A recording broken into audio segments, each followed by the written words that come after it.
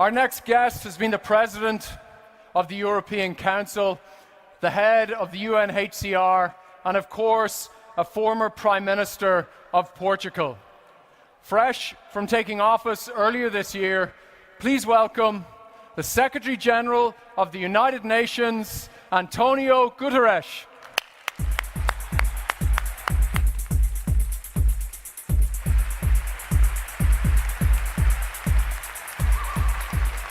Welcome to Lisbon, welcome to my hometown. It's an enormous pleasure to be with all of you today. I am an engineer, and for the time being, I'm also Secretary General of the United Nations. And we are all here because we believe in the force of science, of innovation and technology. But from my perspective, what is important is to combine innovation in technology with innovation in public policy to make sure that innovation works for the good of humankind. Now, let's look a little bit into the recent past to be able to project the near future. In the last few decades, we have witnessed an enormous impact of innovation, of science, of technology, combined with globalization in our world, in our economies, in our societies, in our lives. And that impact was essentially good. Enormous increase in growth of trade and economy, huge growth of the global middle class and drastic reduction in the number of absolute poor, very meaningful improvement in the living conditions of the overwhelming majority of the population, growth in life expectancy, decrease in child mortality, soaring literacy rates. Globally, it is clear that our world has been moving for the good. But there was some collateral damage of this enormous growth. And I would like to notice 2 points. First, climate change. Second, growing inequality. I believe climate change is the defining threat of our times.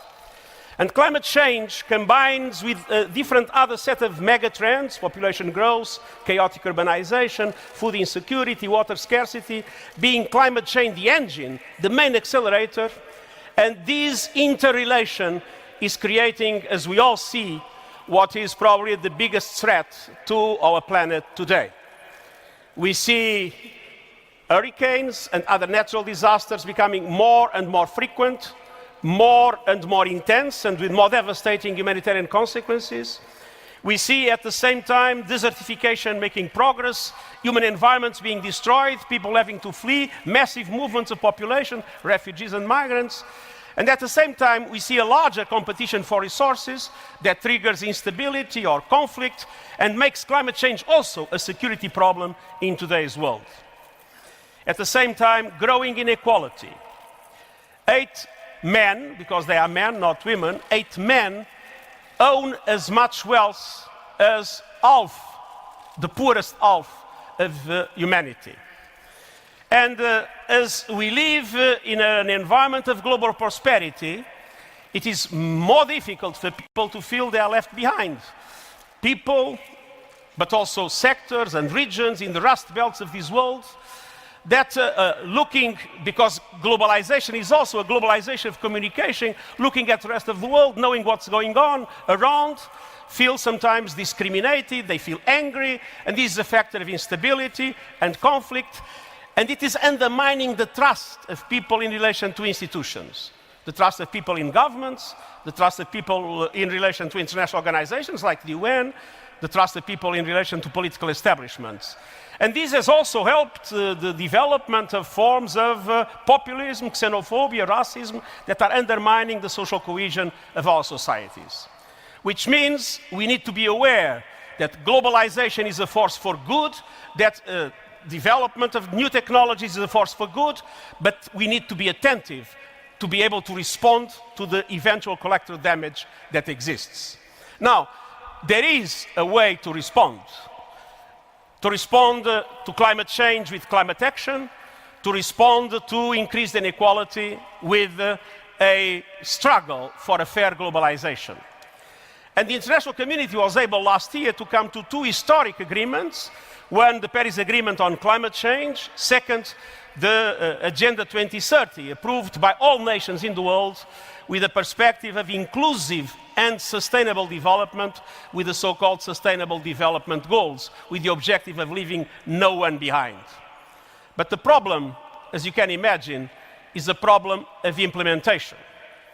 It's very good to have a Paris Agreement in climate change, but first of all, the Paris Agreement is not enough. Even if the Paris commitments will be met, the temperatures in the world will be rising more than 3 degrees in the end of the century, and that would be catastrophic. And on the other hand, it is also clear that not all countries are abiding by the commitments made in Paris, which means we need to have an enhanced ambition in relation to climate change. And the same applies to fighting for a fair globalization.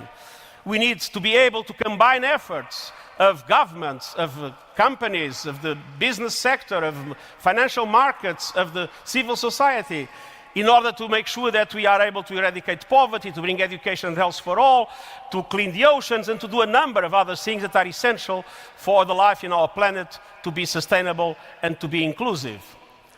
And again, this is difficult. The problem is implementation. But the good news is that science is on our side. Look at climate action. Today, it's clear that thanks to new technologies, thanks to green technologies, the green economy is the economy of the future. The green business is the good business, and you can at the same time make money and do good. And the same applies, and the same applies to the combination of new technologies that represent what we call today the fourth industrial revolution in relation to information and communication technologies, and namely artificial intelligence, that has been so many times mentioned tonight, but also biotechnologies, nanotechnologies, and other forms of innovation that will allow us to create the conditions to be able to have indeed a growth and a development that benefits everybody, and to create the conditions to combine simultaneously what was the spectacular development we witnessed in the last decade, but with taming the climate and being able to make sure that the benefits of development are distributed by all. So science is on our side. And I am a true believer that this fourth industrial revolution can be the answer to the main questions that we are putting ourselves today, facing the enormous difficulties that we are still facing in the different aspects of social inequality, in the different aspects of the deterioration of the environment, and in the different other threats to our collective life.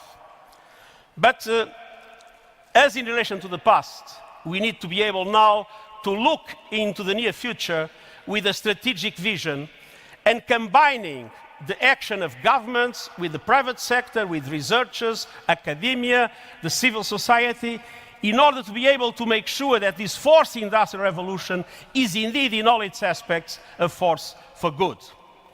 Now, it is clear that this fourth industrial revolution will have a dramatic impact in our societies, in our way of life, but also in labor markets. And it's very important to anticipate the potential negative impacts of this technological evolution.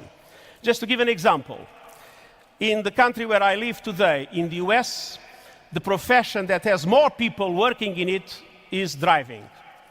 Now, very probably, in a few years' time, we will not need drivers for cars, drivers for trucks, and drivers for the majority of the equipment we have to handle.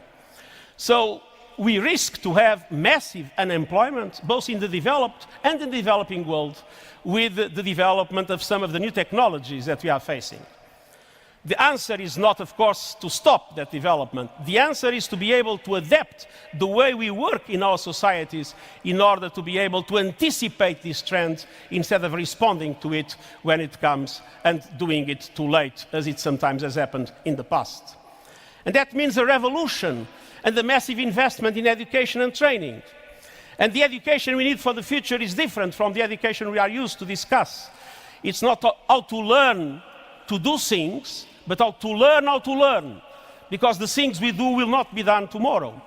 And the way we think our educational systems need to be essentially rethought. Safety nets, social safety nets need also to change. And even the way we look at work and leisure, the way we divide our times, the way we divide our lives, will have to change quite dramatically.